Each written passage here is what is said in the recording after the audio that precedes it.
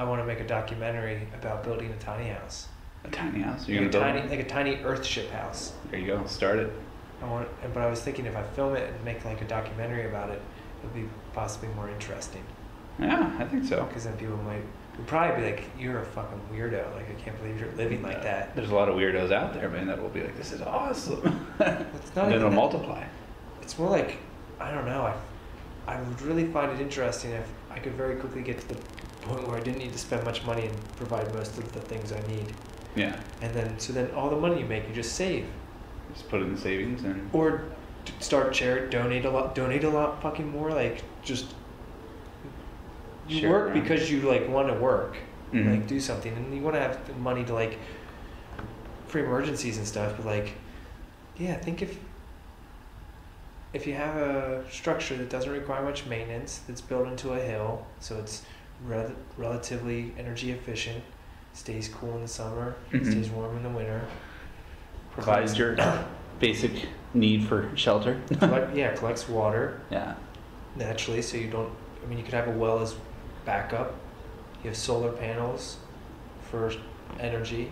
You could also have power too. I mean, just Well, what's going to happen in like 100 years anyway when the population gets so big and you got to kind of condense anyway, right? Or build up, I guess, in cities.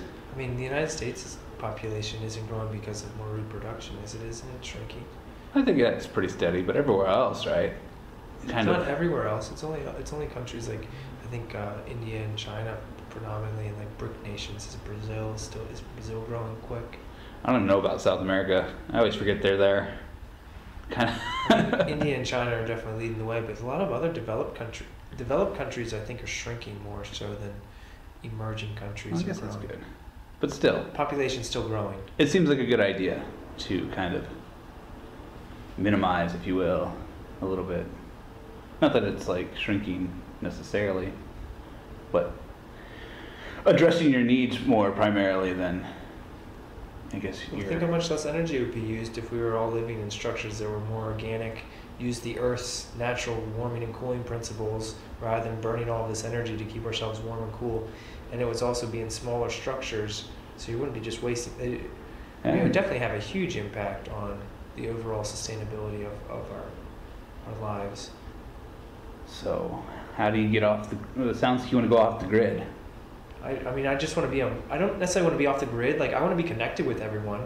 Right. I wouldn't be like, if I were allowed to, I'd like to build one in my backyard here and be totally in this community. This is an urban environment. Like, I don't want to be unplugged, like all by myself. Like, oh, I don't want to see people. Right. But I think you can build structures where you don't need to rely on utilities like we do now. Like that whole like you need to continually pay something to live.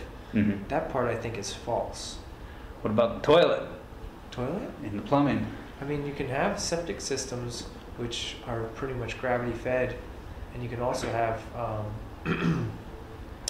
I mean, in a lot of these Earthships, they actually have pumps which are powered by solar power, right? Mm-hmm. So you actually have a pump, which runs, makes a little noise, but whatever, and it actually pumps that gray water outside into a natural, like floodplain, so sewage area, which then the groundwater, and then feeds into like a well area, not a well, but a place where it just feeds into the earth and it Comes back around. recycles itself. The circle of life. I don't know the technicalities of how you build it. I mean, you have to have, it's a system that you build, a natural septic system. Okay. I mean, it sounds nice in theory, but I still feel like there's a leap that needs to be made to get there on a larger scale, getting everybody, well, not everybody necessarily, maybe.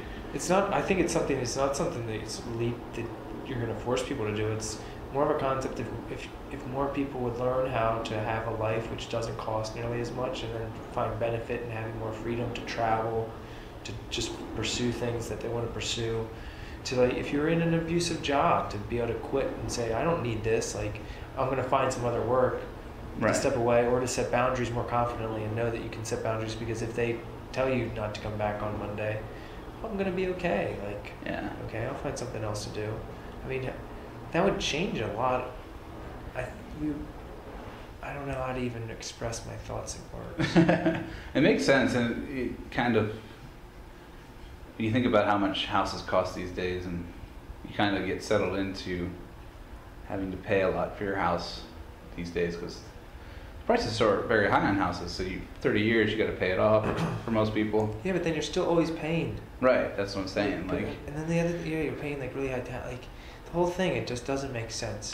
yeah. And also the fact that we have this huge infrastructure that can house all of these people. And there's lots of vacant real estate all over the place in this country, whether it's apartments or houses that are just on the market. It seems weird. We just continue to people work their whole lives to pay for things that are already there.